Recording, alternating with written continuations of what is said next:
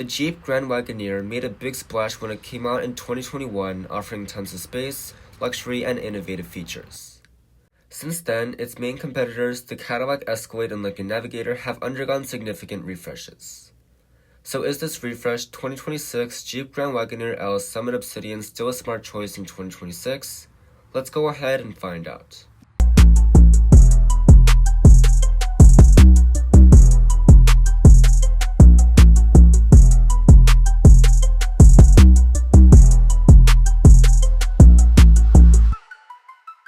Purchase your tracks today.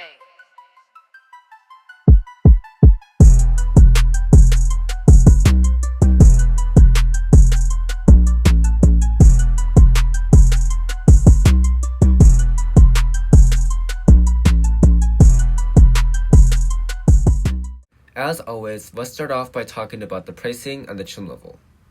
For 2026, the Grand Wagoneer starts at about $64,000 for the base model with 4x2.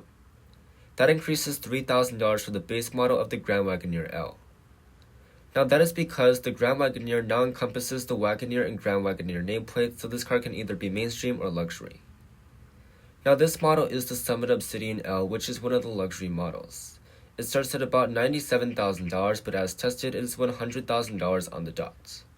That means this car is comparable to the Cadillac Escalade and Navigator, whereas the lower trim levels are comparable to the Chevrolet Tahoe. Let's see what is offered on this model. The Grand Wagoneer has a very distinct design. The 7-slot grille has been replaced by these 7 individual sections in the light bar, and there's a more functional area at the bottom finished in gloss black. The headlights are going to be very different for 2026. There is now a full-length light bar for the LED daytime running lights, there are LED accent lights at the bottom, LED headlamps, and a sequential LED turn signal. Overall, it is very premium and very distinct on the road. This also has some pretty cool animations, so let's go ahead and check those out.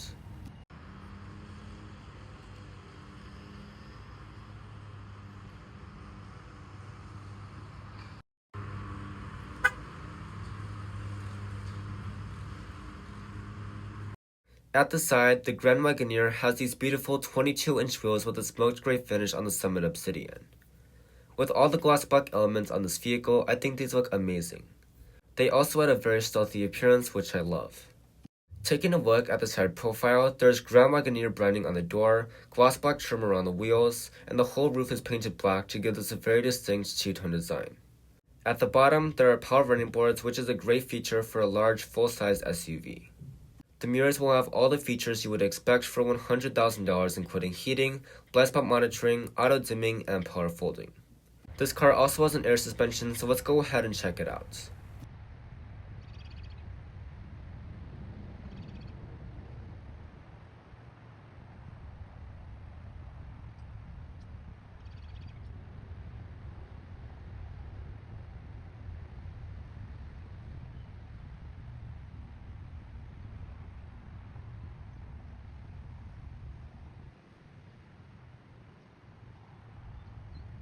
The rear end is very distinct and boxy. The bumper is finished in gloss black, and there's this big gloss black area for the license plates. The taillights look a little bit different, but they are still going to be very premium and fully LED. There's an LED brake light, an LED reverse light, and an LED turn signal, which is going to be dynamic. As you can see, there is also a full-length light bar, which is new for 2026. Now let's check out the updated taillight animations.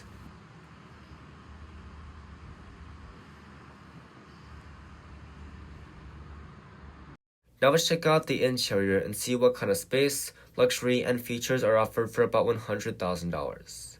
The Grand Wagoneer may come from the Jeep brand, but it is a proper luxury SUV. Let's go ahead and check out all the features. The door panel offers a mix of materials including leather on the upper part, aluminum trim, gloss black, your seat controls, the switchgear is finished in matte black plastic, and there's a leather armrest with stitching details. The bottom area is finished in hard plastic, but on the Summit Reserve, it is going to be finished in leather. There is plenty of storage space at the bottom, and there's a Macintosh speaker grille. The seats are made of Palermo leather, which is a very high grade of leather. They have heating, ventilation, massaging, and 24 ways of power adjustment. I also love the Grand Wagoneer lettering on the side, which does light up at night. Now let's check out the rest of the Jeep Grand Wagoneer's interior. The steering wheel is going to be very nicely weather wrapped and heated. It looks and feels very luxurious and premium overall. The airbag cover is finished in leather and there are some nice stitching details all throughout the steering wheel, and there is Grand Wagoneer branding in the middle. This also has a 2-spoke design, which I think looks amazing overall. You can also tell this is more premium compared to the lower models because the buttons are finished in gloss black. Additionally, there is some faux carbon fiber right here, and this button right here is for changing gears manually. One thing that I am disappointed in is the stock feel right here. It just doesn't feel very high quality. They are made of plastic, and I just don't think it belongs in a $100,000 vehicle. The gauge cluster is fully digital and has plenty of customization. You can use these buttons right here that are finished in gloss black to customize what information is being displayed right here. You can also change between different layouts for the gauge cluster, so this is the traditional analog one, and this is a more interesting digital one. Materials are excellent in the Grand Wagoneer. The upper dash is finished in a full leather covering and it has stitching details. Below that, you will find a bunch of gloss black, but that is because there's a passenger side screen, and there's some interesting textured aluminum that is looking like carbon fiber below that. There's also Grand Wagoneer branding, some gloss black through this area, and some more of that faux carbon fiber, and leather for the armrests. I want to point out that this is one of the models that is competing in the luxury space, so it is going to feel a lot more high quality when it comes to the materials compared to the lower trim levels. Storage is excellent, as it should be for a large full-sized SUV. In this area, you will find an insane amount of USB ports, a 12-volt outlet, an aux jack, and an HDMI port. That HDMI port is for the passenger side screen so that you can play video games or watch videos. You will also find a good amount of storage space right here, a little cubby for your key fob, a little phone slot, and 2 cup holders. You can slide this piece back for a little felt-lined area with 2 more USB ports, and push on this thing to reveal a massive center console that is going to be felt-lined. You can also pay extra to make this a cool box. I also want to point out for this area up here, you can push this button and that will bring down a screen for the climate controls. Overall, there is so much storage space in this Grand Wagoneer, so you can definitely find enough space to put all of your goodies. When it comes to the climate controls, you can adjust it in so many different ways. First of all, there's a whole screen down here dedicated to it, but if you aren't a fan of the screens, you can use this row of physical buttons right here. You can also go into the comfort menu, and that will bring up even more menus for the climate controls. Down here, you will find a little slider so you can adjust the temperature. You can also adjust the fan speed, and you can do all of that with these buttons right here. You also have heated and ventilated seats as standard equipment on all models, as well as a heated steering wheel in 3 stages. There's also 4-zone climate control on the Summit Obsidian and the Summit Reserve, which is quite nice.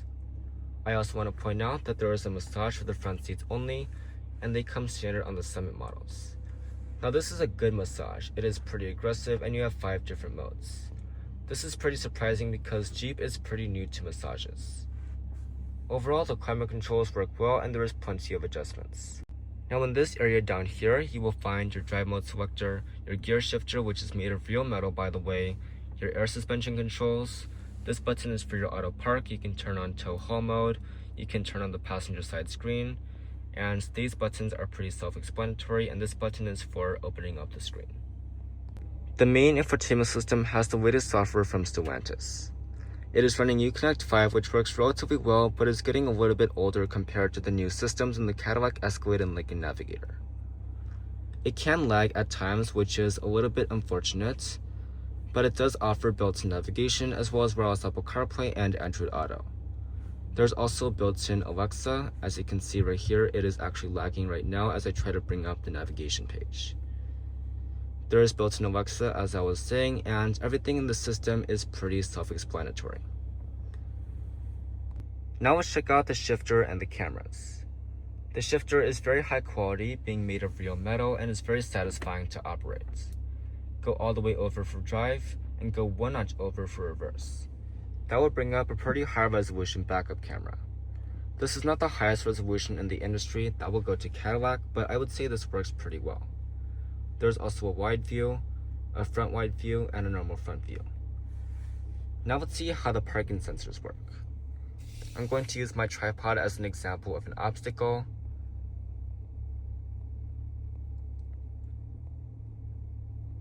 And as we pull up, it's not doing anything, which is a little bit strange. As we get really close, it is going to sound an alert, and the bottom part of the gauge cluster is turning red. So I don't know why it wasn't responding, maybe because the tripod isn't very big, but that's okay. Also, I want to point out that the parking sensors are very loud. To go into park, just go all the way over to the left. Up top, there's a digital rearview mirror, and you can pull the switch for a normal one. And there's also a large panoramic sunroof. Now let's see what the passenger side is like on the Jeep Grand Wagoneer.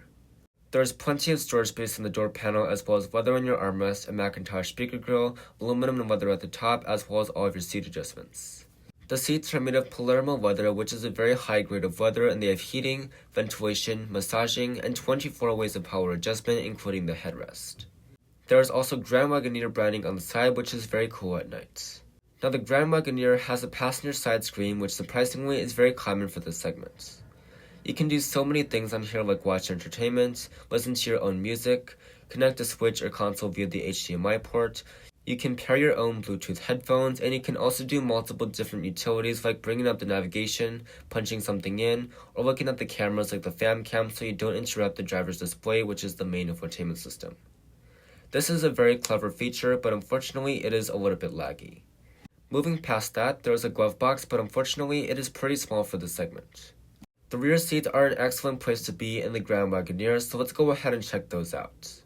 The door panel offers plenty of storage space at the bottom, leather and aluminum trim, a Macintosh speaker grill, and sunshades, which surprisingly is not offered on the Escalade and Navigator. The seats are made of the same Palermo leather, and they are super comfortable. They have heating and ventilation, and surprisingly you can get a bench seat for a total of 8 passengers. In the second row of the Grand Wagoneer, there is legroom and headroom for days. There is also a good-sized seat back pocket, and the back of the seat is finished in leather. There are vents mounted on the B-pillar, and this car has the optional $2,000 entertainment system. It is powered by Amazon Fire TV, and you can do so many different things with them. There are apps like YouTube built in already, and you can connect your own device via the HDMI port. Overall, this is an excellent option to have, especially for those long road trips.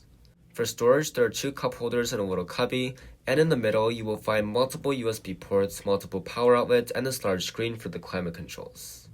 The Summit models offer 4-zone climate control, so each passenger can adjust their own temperature individually. You can also turn on the heated and ventilated seats, which is quite nice. The second row has really got it going on when it comes to features and space, but let's go ahead and check out the third row next. When you push the button on the top of the seats, the seat will move out of the way in a way that you don't have to remove a car seat.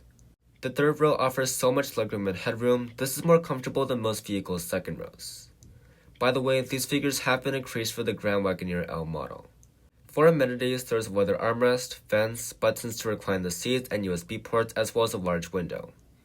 There's also a large sunroof at the top, which is very cool to see. You can also fold up or down the third row in case you don't want to go all the way around to the trunk to do so. Overall, the third row is insanely impressive with all the space and features it offers. You can easily put 3 tall adults back here and they would be perfectly comfortable. Let's go ahead and check out the cargo area next. The Grand Wagoneer L offers an insane amount of storage space in the cargo area, which is great to see. There's also a standard hands-free power tailgate, which is great for all models.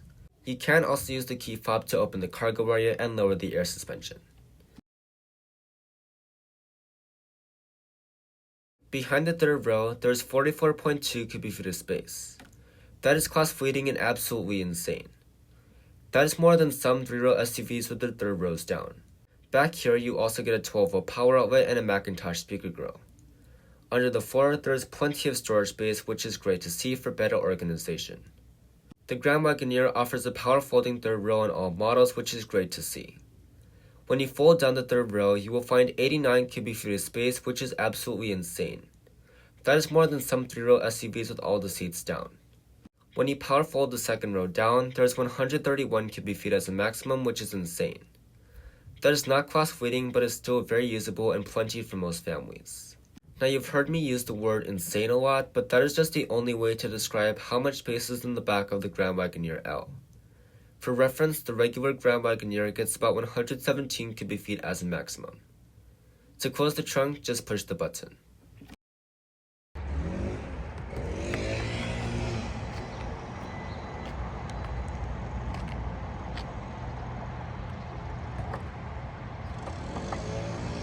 Under the hood, the standard engine for the Grand Wagoneer is a 3-liter turbocharged 6-cylinder engine. It makes 420 horsepower and 468 pound-feet of torque. That is mated to an 8-speed automatic transmission and gets 14 mpg in the city, 19 on the highway, and 16 combined. However, it is worth pointing out that there is no more high-output engine which produced 510 horsepower on last year's model. Let's see an acceleration test.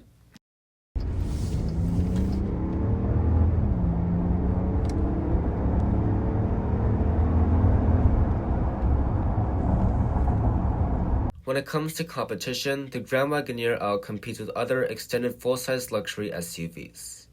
That includes the Cadillac Escalade ESV Platinum Sport, the Lincoln Navigator Black Label L, and the GMC Yukon XL Denali Ultimates. All of these SUVs are super impressive, spacious, and luxurious in their own ways, but my pick would still be the Cadillac Escalade. Let me know your thoughts in the comment section down below. When it comes to dimensions, this car is 227 inches long and 84 inches wide. Well, that is going to wrap up this video on the 2026 Jeep Grand Wagoneer L Summit Obsidian. Overall, this car is super impressive in every single way. There is so much space, technology, luxurious features, amenities, and the new exterior design looks amazing. The only downside to this vehicle is the price, which is about $100,000 as tested.